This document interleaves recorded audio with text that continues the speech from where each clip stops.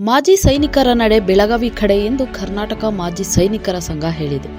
ಇಂದು ಪತ್ರಿಕಾಗೋಷ್ಠಿಯಲ್ಲಿ ಮಾತನಾಡಿದ ಸಂಘದ ಅಧ್ಯಕ್ಷರು ಶಿವಣ್ಣ ಎಸ್ಕೆ ಅವರು, ಮಾಜಿ ಸೈನಿಕರ ಬೇಡಿಕೆಗಳಿಗೆ ಒತ್ತಾಯಿಸಿ ಇದೇ ತಿಂಗಳು 12/12/24ರಂದು ಬೆಳಗಾವಿ ಚಲೋ ಕಾರ್ಯಕ್ರಮ ಹಮ್ಮಿಕೊಂಡಿದ್ದೇವೆ ಎಂದರು. ಮಾಜಿ ಸೈನಿಕರಿಗೆ ಸಿಗಬೇಕಾದ ಸರ್ಕಾರಿ ಸವಲತ್ತುಗಳು, ನಿವೇಶನ, ಉದ್ಯೋಗ, ಶೈಕ್ಷಣಿಕ ಶೇಕಡ 10% ಮೀಸಲಾತಿ ಇತ್ಯಾದಿ ಬೇಡಿಕೆಗಳಿಗಾಗಿ ಅಲ್ಲಿನ ಸುವರ್ಣಸೌಧದ ಮುಂದೆ ಧರಣಿ ಹಮ್ಮಿಕೊಂಡಿದ್ದೇವೆ ಎಂದರು. ಬೆಳಗಾವಿಯಲ್ಲಿ ಚಳಿಗಾಲದ ಅಧಿವೇಶನ ನಡೆಯುತ್ತಿರುವ ಹಿನ್ನೆಲೆಯಲ್ಲಿ ನಾವು ಬೆಳಗಾವಿ ಚಲೋ ಕಾರ್ಯಕ್ರಮ ಹಮ್ಮಿಕೊಂಡಿದ್ದೇವೆ ಎಂದು ಅವರು ತಿಳಿಸಿದರು. ಏನು ಸಾಧ್ಯ ಇಲ್ಲಿ ಆತರ ಒಂದು ಸಿಸ್ಟಮ್ ತಂದ್ಬಿಟ್ಟು ಉದ್ಯೋಗ ಅವಕಾಶದಲ್ಲಿ ತುಂಬಾ ಅನ್ಯಾಯ ಆಗ್ತಿದೆ. ಜೊತೆಗೆ ಲಾಸ್ಟ್ ಇಯರ್ ನಾವು ಈ ಉದ್ಯೋಗ 10% ಕೆಲವರು ಸೇರ್ಕೊಡ್ತಾರೆ ಉದ್ಯೋಗ ಅವಕಾಶಕ್ಕೆ. ಎಲ್ಲಿ ಕೆಲವು ಕಡೆ ಸೆಕ್ಯೂರಿಟಿ ಸೇರ್ಕೊಡ್ತಾರೆ, ಕೆಲವು ಕಡೆ ಪೊಲೀಸ್ ಇಲಾಖೆಗಳು ಸೇರ್ಕೊಳ್ತಾರೆ. ಏನಾಗಿದೆ ಅಂದ್ರೆ ಇವಾಗ 40 ವರ್ಷಕ್ಕೆ ನಾವು ಬರ್ತೀವಿ, 10 ವರ್ಷ 15 ವರ್ಷ ಸರ್ವಿಸ್ ಇರುತ್ತೆ. ಬೆಳಗಾವಿಯಲ್ಲಿ ಇರ್ತಾರೆ, ಬೆಂಗಳೂರಲ್ಲಿ ಆಸೆಗೋಸ್ಕರ ಉದ್ಯೋಗಕ್ಕೋಸ್ಕರ ಬರ್ತಾರೆ.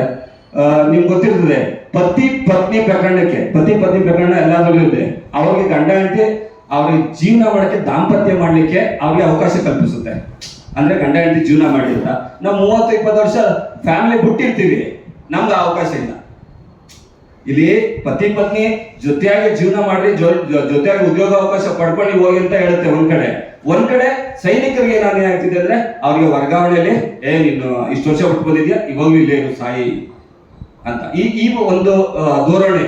ನಾನು ಲಾಸ್ಟ್ ಇಯರ್ ಫ್ರೀಡಂ ಪಾರ್ಕ್ ಅಲ್ಲಿ ಅದನ್ನ ಮಾಡಿದಾಗ ಅವರು ಅದನ್ನು ಜಾಣತನವಾಗಿ ಏನ್ ಮಾಡಿದ್ರು, ಸುತ್ತೋಲೆ ಹೊರಡಿಸ್ತಾರೆ.